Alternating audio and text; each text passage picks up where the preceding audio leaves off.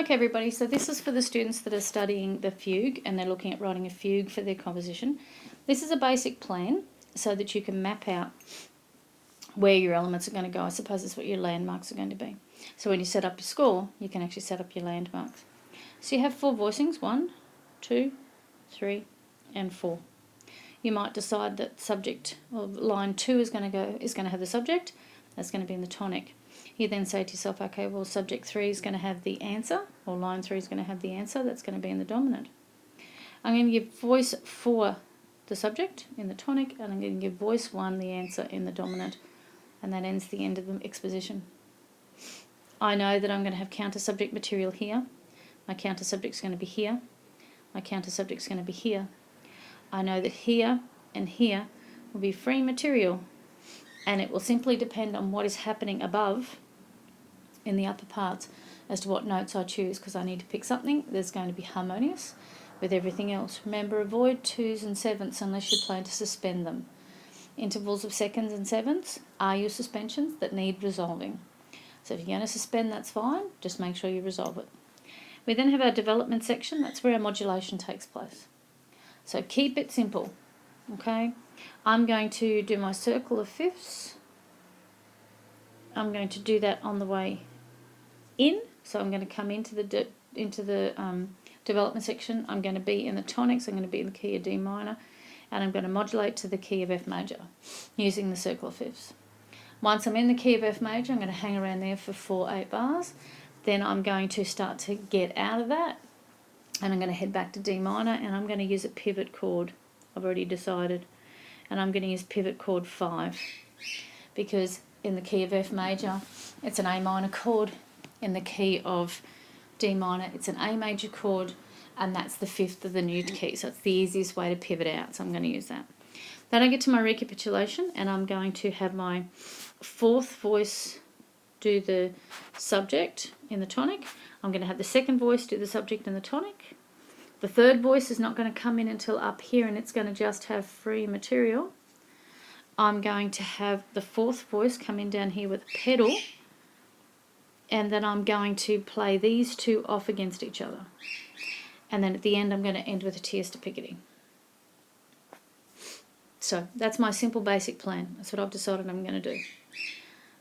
So my next system is to work out what harmony I'm going to do in my development section, because the development section is the one that's got all of the, I need the chords in order to work out what chords are going to be in each bar, so therefore I know what notes to put in and what lines to create.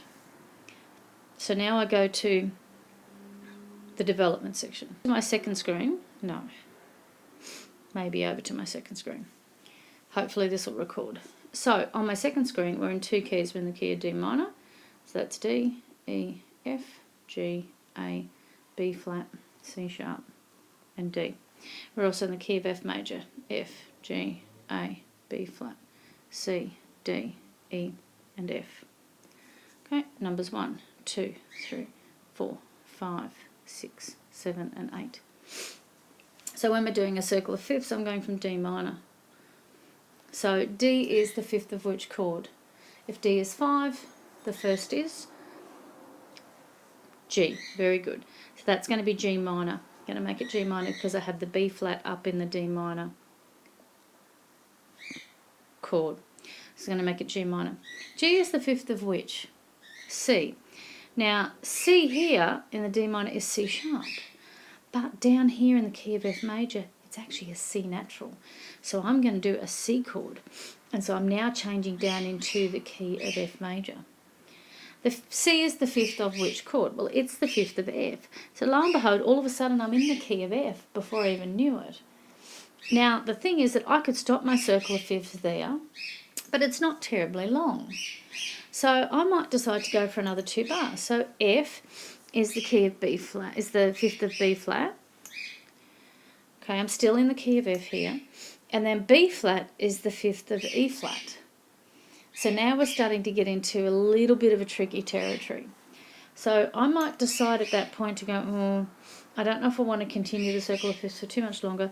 I might want to, because B flat is the 4th of the key of F, so I might kind of want to hang around there. So I might decide to go to And so I might decide to do G minor again, do 4, B flat, do 5, which is C, and then do 1, which is, F. And so I'm firmly in the key of F. Then I might hang around there for 4 bars, and then I might flip out of that by simply going chord 1, chord 4, chord, I might do 1, 4, 3, so I might do F major, chord 1, I might do chord 4, which is B flat, I might do chord 3, which is A minor, then make that A major, and then might do, which now has brought me to the 5th of D minor, then I might do 4, 5, 1 there to stabilise, so G minor, A, and then D minor. And so now I'm back.